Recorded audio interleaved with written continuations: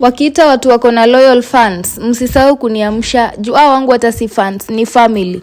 Sini jana tu nilifanya house tour na nikaipost nikasema niko na vitu extra zenye nauza, which was my TV stand, extra TV stand na extra gas nikasema nauza. And you know what, within 1 hour of posting that video nilikuwa nishapata mteja mwenye alikuja na akailipa. Oh my god, you guys are so supportive and so amazing. My YouTube family, nawapenda sana sana sana. Thank you for always being there and supporting me.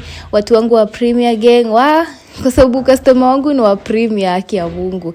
And all the people that go wenye wao wanaenda kuwatch videos zangu za YouTube, God bless you. So nilikuwa nampakia hapa hivi ikae vizuri, ifike ikiwa safe.